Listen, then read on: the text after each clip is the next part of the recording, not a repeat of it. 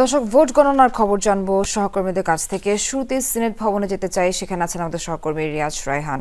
Riaz, vote গণনা কতটুকু এগিয়েছে সেটা জানাবেন, সেখানে কি পরিস্থিতি সার্বিকভাবে দেখছেন সেটাও জানাবেন।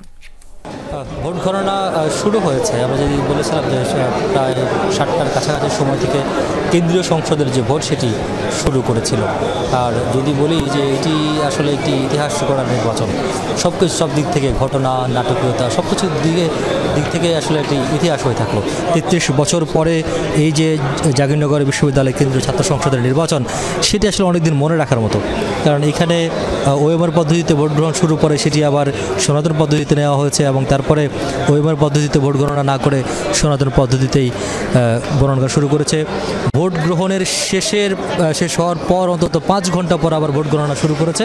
তারপর থেকে প্রায় 24 ঘন্টা পেরিয়ে গেছে, অর্থাৎ 29 ঘন্টা পরেও এখন পর্যন্ত 8,000 যে ভোটার, 8,000 ভোটারের গণনা শেষ করতে পারেননি এবং ফলাফল দিতে পারেননি। তবে এখন যেহেতু জনবল বাড়ানো হয়েছে, টেবিলের সংখ্যা বাড়ানো হয়েছে, কাজের গতিও কিছুটা বেড়েছে, সব কিছু মিলিয়ে এখনও সব কিছু যদি এভাবে চলতে থাকে, যে গতি সেই গতিতে চলতে থাকলে অন্তত আগামীকাল সকালের আগে অন্তত ফলাফল ঘোষণা হওয়ার বা ভোট গণনা শেষ হওয়ার কোনো লক্ষণ দেখা যাচ্ছে না। যদিও এখন পর্যন্ত কেউ এই 4-5 ঘন্টা যেটি গত হয়েছে, এই 4-5 ঘন্টা পরেও আপডেট জানানো যায়নি বা তারা জানাননি আসলে কতটুকু পর্যন্ত ভোট গণনা হয়েছে।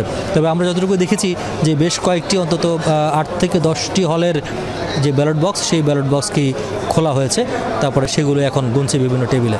তো ধারণা করা হচ্ছে অন্তত যদি এভাবে চলতে থাকে তাহলে আগামীকাল সকাল নাগাদ এটার ফলাফল কিছুটা আসতে পারে। রিয়াজ, আপনাকে ধন্যবাদ। দর্শক, এবার সহকর্মী মাহফুজ রহমান নিপুর কাছে যেতে চাই। নিপু যুক্ত আছেন আমাদের সঙ্গে। নিপু, ভেতরে তো ভোট গণনা চলছে, আমরা জানি।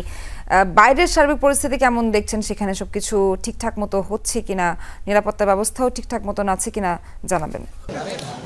সোহার, আসলে যে আমি একেবারে ভোট গ্রহণের যেখানে হচ্ছে তার বাইরে অবস্থান করছি। এখানে আমরা যেটা দেখছি যে কিছুক্ষণ পরপর বিভিন্ন প্রার্থীরা এসে সংবাদ সম্মেলন করছেন এবং তাদের অভিযোগ করছেন।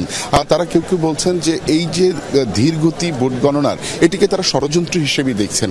আর এই ষড়যন্ত্র হিসেবে দেখে কিছুক্ষণ পরপর বিভিন্ন প্রার্থী এবং তার সমর্থকরা এখানে স্লোগান দিচ্ছেন এবং সংবাদ সম্মেলন করছেন। কিছুক্ষণ আগে সম্মিলিত জোট, শিক্ষার্থী জোটের যারা রয়েছেন তারা একটি সংবাদ সম্মেলন করেছেন। আপনি জানেন যে কিছুক্ষণ আগে নির্বাচন কমিশনের একজন পদত্যাগ করেছেন, মারুফি সাত্তার। তিনি পদত্যাগের বিষয়টি নিয়ে কিন্তু সংবাদ সম্মেলন করেন।